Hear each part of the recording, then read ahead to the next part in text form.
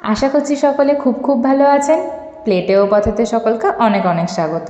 বাঙালির রান্নার মধ্যে কিছু কিছু পদ আছে যেগুলো শুধু স্বাদের জন্য নয়, স্মৃতির জন্যও বিশেষ।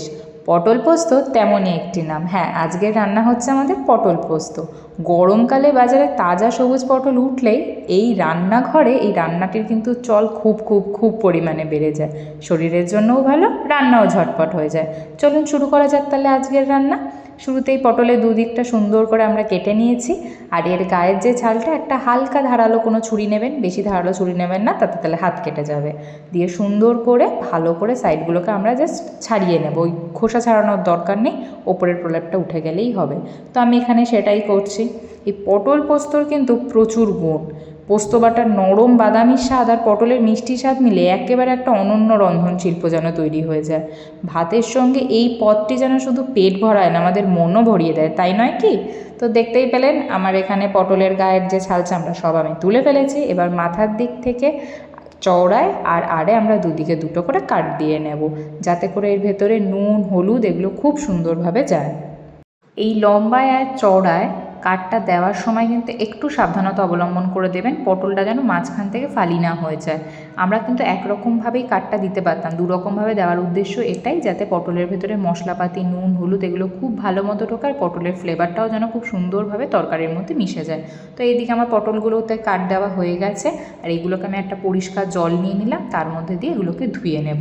সুন্দর করে ধুতে হবে, কারণ এর গায়ে যে পটলের যে বাইরের আবরণটা ছিল সেটা লেগে লেগে রয়েছে, সেটাকে ভালো করে ধুয়ে ভালো করে জল ঝরিয়ে নিয়ে আমি এখানে কড়াতে অল্প একটু তেল দিয়ে দিয়েছি। বেশি তেল দেওয়ার দরকার নেই, অল্প একটু তেল দিয়ে পটলগুলোকে ছেড়ে দিলাম।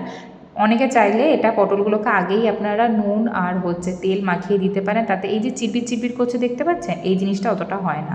তো আমি আগে তাড়াহুড়োর মধ্যে করতে ভুলে গিয়েছিলাম, তাই আমি কড়াতে দেওয়ার পরই নুনটাকে অ্যাড করে দিয়ে বেশ একটু ভাজা ভাজা ভাজা ভাজা করে নিলাম। ওই দিকে ওটা ভাজা ভাজা হতে থাক, কম আঁচে ভাজতে যাবো, বেশি আঁচ দেবো না। আর এইদিকে একটা ছোট্ট বাটি নিয়ে নিয়েছি, তাতে 1 চামচ আর হাফ চামচ অর্থাৎ 1.5 চামচ মতো পোস্ত আর 1.5 চামচ মতো সাদা তিল নিয়েছি। আপনারা চাইলে এই সাদা তিল পোস্ত এগুলোর সাথে কাজু বাটা সর্ষে এগুলোও দিতে পারেন। আমি যেহেতু রান্নাটাকে একদম হালকা রাখতে চেয়েছিলাম, তার জন্য আমি শুধুমাত্র গ্রেভিটাকে বাড়ানোর জন্য সাদা তিলটাকে অ্যাড করেছি। আর তাছাড়া আপনারা কাজু বাটা পোস্ত সাদা তিল সর্ষে আমন্ড বাদাম ড্রাই ফ্রুটসের এগুলো অনেক কিছু পেস্ট করে যাতে গ্রেভিটা একটু ঠিক হয় সেটা দেখতে পারেন। তো আমি ওখানে সাদা তিল আর পোস্তের সাথে 2টো লঙ্কা আর 1 চামচ মতো নুন দিয়ে ওটাকে পেস্ট করে নিয়েছে, রেডি করে রেখে দিলাম। আর এই দিকে আবার সেই পটলগুলোকে তুলে নিলাম, কারণ পটলগুলো প্রায় ভাজা ভাজা হয়ে এসেছে আর বেশ অনেকটাই সিদ্ধ হয়ে গেছে, যেহেতু আমি ঢেকে ঢেকে ভাজছিলাম। কড়াতে একটু তেল দিয়ে দিলাম আর একটা শুকনো লঙ্কা হাফ চামচ মতো কালো জিরে ফোড়ন দেবো, আর একটা টমেটোকে আমি ছোটো ছোটো করে কেটে রেখে দিয়েছিলাম। দিয়ে এটাকে এবার গোটাটাকে ভাজা ভাজা করবো ঢেকে ঢেকে। ওই মিনিট 5 মতো ঢেকে রাখলে টমেটো প্রায় গলে যাবে। তো এইদিকে আমার টমেটো প্রায় গলে গেছে, ঢাকা তুলে নিয়ে আমি টমেটোটাকে নাড়াচাড়া করে এর মধ্যে ওই যে পোস্ত বাটার ওই মিশ্রণটা ছিল ওটাকে মিশিয়ে দেবো। বেশ ওটা একটু সুন্দর করে ফুট ধরে কষে আসলেই আমরা যে পটলগুলোকে ভেজে ভেজে তুলে রেখে দিয়েছিলাম সুন্দর করে, সেই পটলগুলোকে দিয়ে দেবো। দিয়ে সুন্দর করে এবার একসাথে বিষয়টাকে পুরো কষাতে হবে। বেশ কষানোটা কিন্তু খুব সুন্দর করে করতে হবে, তাড়াহুড়ো করলে হবে না, কারণ এই রান্নায় ঝামেলা কম, খালি কষানোটাই ম্যাটার করবে খুব ভালো করে। যত ভালো করে কষাবে তত সুন্দর টেস্ট উঠবে। আমার এখানে মনে হয়েছিল একটু নুন দেওয়া দরকার, তো আমি যেহেতু আগে মশলা কষানোর সময় নুনটা দিইনি, পেস্টেই নুন দিয়েছিলাম, তাই আমি এখানে অল্প একটু নুন দিয়ে দিলাম।